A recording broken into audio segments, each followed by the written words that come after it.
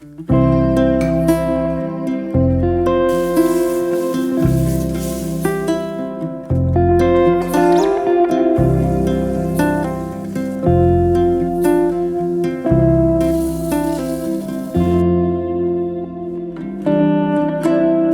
அப்படின்னாவே வந்து கொஞ்சம் ஸ்லோவாக தான் ஆரம்பிக்கும். அதே மாதிரி தான் இன்றைக்கி சாவகாசமாக எழுந்திரிச்சு சிம்பிளாக டிஃபன் முடிச்சுட்டு லன்ச் ரெடி பண்ண ஆரம்பித்தாச்சு. இன்றைக்கி லஞ்சுக்கு பார்த்தீங்கன்னா நாட்டுக்கோழி எடுக்கலான்னு சொல்லிட்டு எடுத்திருந்தோம்.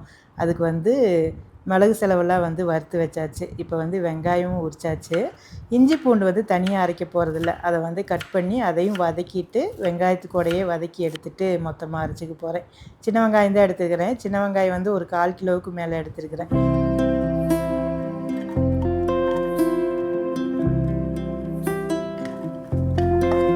நாட்டுக்கோழிக்கு அப்படின்னாவே வந்து நல்லெண்ணெய் விட்டு செஞ்சால் தான் நல்லாயிருக்கும். நான் வதக்கறதுக்குமே வந்து நல்லெண்ணெய் தான் விட்டுருக்கிறேன். நாட்டுக்கோழியாக இருந்தாலும் சரி, பிராய்லராக இருந்தாலும் சரி, எதுவாக இருந்தாலுமே இந்த புளிக்குழம்பு இது எல்லாத்துக்குமே வந்து நல்லெண்ணெய் விட்டு செஞ்சோம் அப்படின்னா நல்லாயிருக்கும். நான் 2 நிமிஷத்துக்கு முன்னாடியே வந்து இஞ்சி பூண்டை போட்டு வதக்கிட்டு தான் அப்புறம் வெங்காயம் போட்டிருக்கிறேன். இஞ்சி பூண்டு வந்து கொஞ்சம் காட்டம் வந்து கொஞ்சம் அதிகமாக இருக்கும் இல்லையா, அதை வந்து நல்லெண்ணெயில் வதக்கிட்டோம் அப்படின்னா அந்த காட்டம் வந்து பெருசாக வெளியில் தெரியாது சாப்பிடும்போது. நம்மளாக இருந்தால் சாப்பிட்றலாம். அந்த இஞ்சி பூண்டோட வாசமே நமக்கு ரொம்ப பிடிக்கும். ஆனால் அந்த குட்டீஸ் எல்லாம் வச்சுக்கிட்டு நமக்கு பிடிச்ச மாதிரி செய்யணும் அப்படிங்கிறதெல்லாம் நடக்காத காரியமாக போச்சு.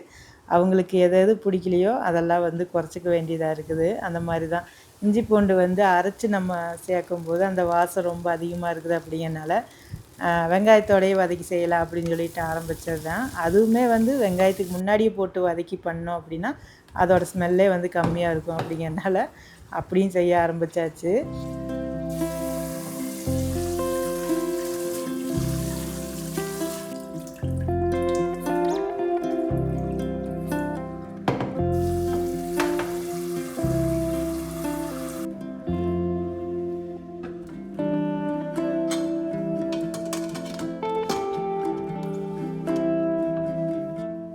நம்ம வறுத்து வச்சுருந்த செலவெல்லாம் பார்த்திங்கன்னா நல்லா ஆறிடுச்சு. அதை வந்து பொடியாக அரைச்சிக்க போகிறோம். இதில் வேற ஒன்றும் இல்லை, மல்லி, சீரகம், மிளகு, சோம்பு, பட்டை, கிராம்பு, அப்புறம் வந்து கொஞ்சமாக கசகசா, அப்புறம் லைட்டாக ஒரு ஸ்பூன் வாக்கில் அரிசியும் போட்டு வறுத்தெடுத்து அதையும் சேர்த்துருந்தேன். அதெல்லாம் வந்து பொடியாக பண்ணிக்கலாம். நல்லா பொடியாகணும் அப்படிங்கிறதுனால கொஞ்சமாக கல்லுப்பும் சேர்த்து போட்டு அரைச்சிக்கிறேன். பார்த்திங்கன்னா இந்தளவுக்கு நைஸாக பொடியான முன்னாடி நம்ம அரைச்சி எடுக்கணும், ஆட்டி எடுக்கணும். ஆட்டாங்கல் இருந்துச்சு அப்படின்னா அதில் ஆட்டி எடுத்தோம் அப்படின்னா நல்லாயிருக்கும். கொஞ்சமாக தான் இருக்குது அப்படிங்கிறனால நான் மிக்சியிலே போட்டுக்கிறேன். இல்லை அப்படின்னா நம்ம கிரைண்டரில் கூட போட்டுக்கலாம். நான் மிக்சியிலே போட்டு 4 சுற்று விட்டு எடுத்தாச்சு. இது கூடவே வந்து நம்ம சின்ன வெங்காயம், இஞ்சி பூண்டுலாம் வந்து வதக்கி வச்சுருந்தோம் இல்லையா, அது வந்து நல்லா ஆறி இருந்துச்சு. அதையும் சேர்த்து அரைச்சி எடுத்துகிட்டு வந்தாச்சு. இப்போ வந்து தாளித்து விட்டுக்க போகிறோம். நல்லெண்ணெய் தான் விட்டுருக்கிறேன். நல்லெண்ணெயில் பட்டை, கிராம்பு, சோம்பெல்லாம் தாளித்த முன்னாடி நான் தக்காளி 1 போட்டுக்கிறேன். தக்காளி புளிப்பு சுவை எனக்கு ரொம்ப பிடிக்கும் அப்படிங்கிறனால தக்காளி 1, 2 நான் சேர்த்துக்குவேன் எல்லா குழம்புலையுமே. ஆனால் எங்கள் வீட்டில் வந்து எங்கள் அம்மா வந்து தக்காளி சேர்க்க மாட்டாங்க நாட்டுக்கோழி குழம்புக்கு. அதுக்கு பதிலாக வந்து பூண்டு வந்து நல்லா பூண்டு தட்டி போட்டு தாளித்து விடுவாங்க குழம்ப. அதுவும் நல்லாயிருக்கும். அந்த நல்லெண்ணெயில் பூண்டோட வாசத்தோடு தாளித்து விடும்போது ரொம்ப நல்லாயிருக்கும் அதுவும். இப்போ பார்த்திங்கன்னா நம்ம அரைச்சி வச்சுருந்தா மிளகு செலவெல்லாம் ஊற்றி தேவையான தண்ணி ஊற்றி கலக்கி வச்சிட போகிறோம்.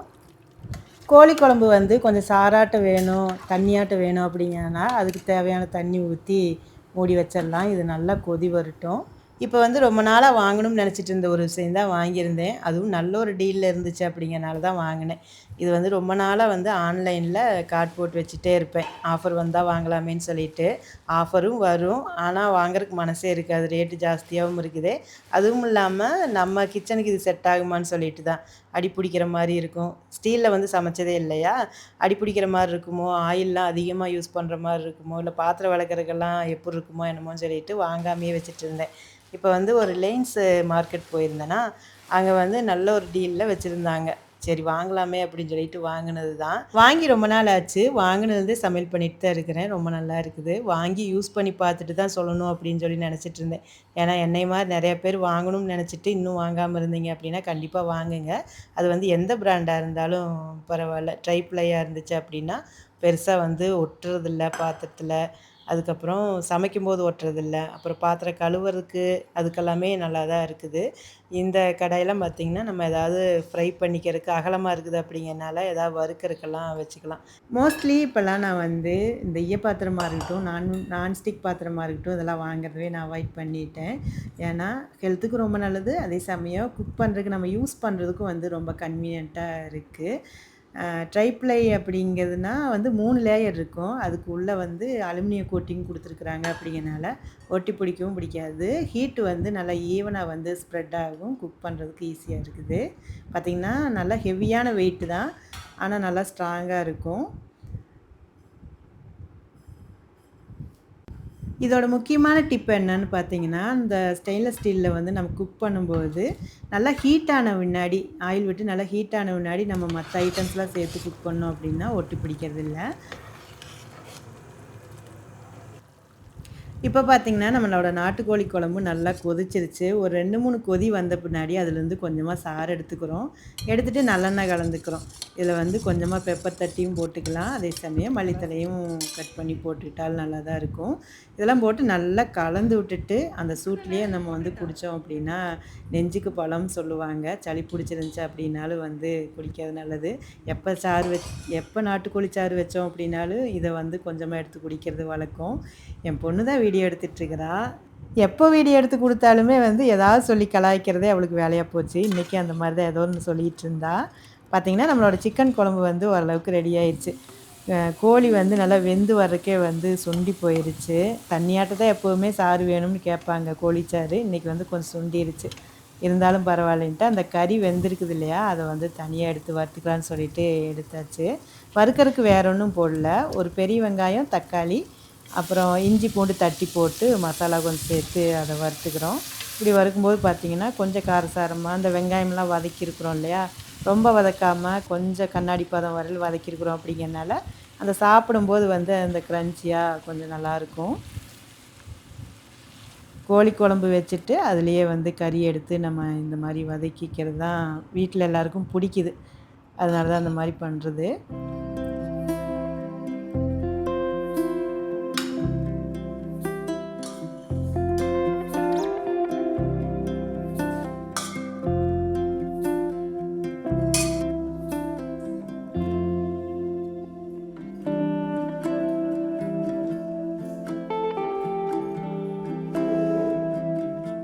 அவ்வளோதான். ரொம்ப சிம்பிளான, ரொம்ப தடபுடல் இல்லாமல் ஒரு சண்டே வந்து இன்றைக்கி இப்படி தான் போச்சு. பாப்பாவுக்கு நிலாக்குட்டிக்கு வந்து சாப்பிட கொடுத்துட்டு அதுக்கப்புறம் தான் நாங்கள் சாப்பிட உட்காந்தோம். இன்றைக்கி நம்ம ஹர்னிதாவுக்கும் லீவு அப்படிங்கிறனால அவளும் வந்திருந்தா. சரி நாட்டுக்கோழி இருக்கட்டுமேன்னு சொல்லிட்டு எடுத்து இன்றைக்கியோட நாள் இப்படி போயிடுச்சு. இனி அடுத்த ஒரு வீடியோவில் சந்திக்கலாம். அது வரைக்கும் பாய் சொல்லிக்கிறேன். Bye friends.